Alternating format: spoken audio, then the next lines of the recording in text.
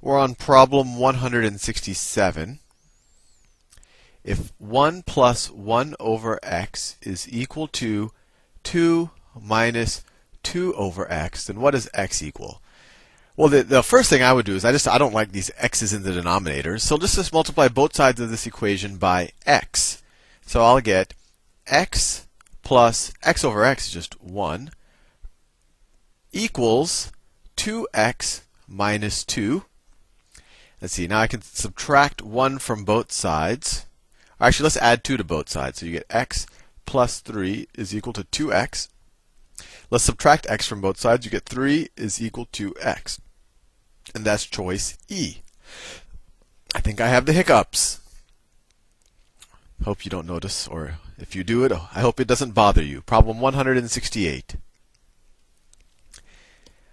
Last year, for every 100 million vehicles that traveled on a certain highway, 96 vehicles were involved in accidents. So 96 vehicles for every 100 million. So 100 times what a million is 10 to the 6th vehicles.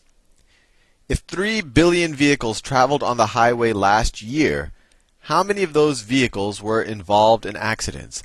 So this is you could view this as the fraction that will be involved in accidents. So we just multiply that times the total number of vehicles. Well, that's times 3 times a billion, and they even write out a billion as 1 with 9 zeros. So it's 3 times 10 to the 9th.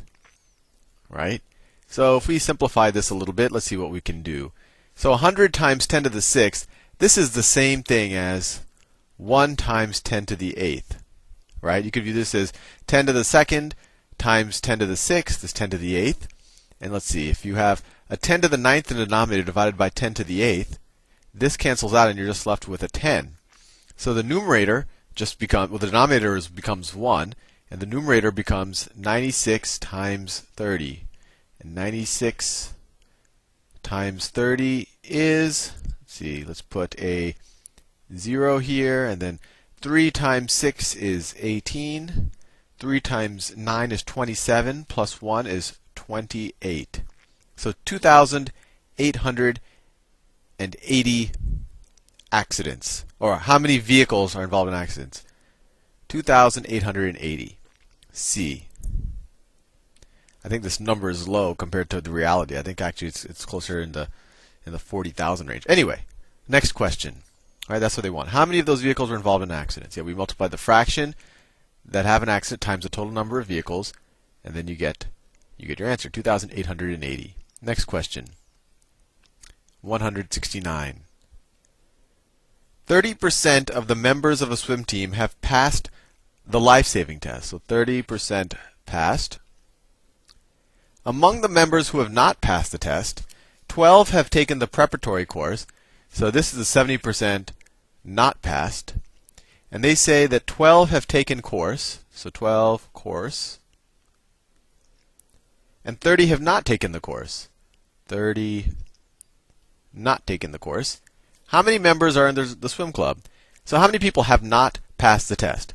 Well, they said that 12 have taken a course, 30 haven't, so I'm assuming that's all of them. So the 70% that have not passed, that is 12 plus 30 is equal to 42. And this is 70% of the total people in the swim club. So 70% of the total is equal to 42. So the total is equal to 42 divided by 0.7. And so let's see, 42 divided by 7 would be 6, but since we're dividing it by 1/10 of that, it's going to be equal to 60. And that makes sense. 70% of 60 is 42. So there are 60 people in the swim club, and that's A. Problem 170. In a certain company, the ratio of the number of managers to the number of production line workers is 5 to 72. So managers to workers is equal to 5 to 72. If 8 additional production line workers were to be hired, the ratio of the number of managers to the number of production line workers would be 5 to 74. So if we hire 8 more workers, right, this is 8 more workers, then the ratio is equal to 5 to 74. 5 to 74. How many managers does the company have? So this is interesting. Well, let's think of it this way. There's a quick way to think about it, and then there's a algebraic way, and we'll do both of them. But when we add 8 to the bottom of this, when we add 8 to the number of workers, the ratio actually only increased by 2, right? The ratio only increased by 2. So what's happening is we probably have 4 times as many workers as this ratio predicts. So the ratio is probably 20 to, and what's 4 times this? 288, right? And let's think about that logic. Because 20 over 288, this is 5 over 72 if you were to divide the top and the bottom by 4. And if you were to add 8 to the bottom, you'd get 20 over 296. And then if you divide this by 4, if you just take this into lowest form, reduced form, you get 5, divide that by 4. This divided by 4 is what? It's 74. So if you see that intuition that I'm talking about, that when you add 8 workers, it only increased this reduced form by 2. That means that this reduced form is probably 1/4 of the real numbers, right? Because 2 is 1/4 of 8. If that doesn't make sense to you, don't worry about it. But if you did it this way, you could say, oh, there must be 20 managers. And that'd be a very fast way of solving this problem. But we could also do it algebraically. So you could use this information to say 5 times the workers is equal to 72 times the managers. And then you could use this information to say 5 times the workers plus 40. I'm just cross multiplying, so 5 times W8 is equal to 74 times the managers. And now we can do some algebra. Let's subtract this from this. So let me say minus 5W is equal to minus 72 times the managers. Subtract this from this. These cancel out. You get 40 is equal to 74 minus 72 is 2 times the managers.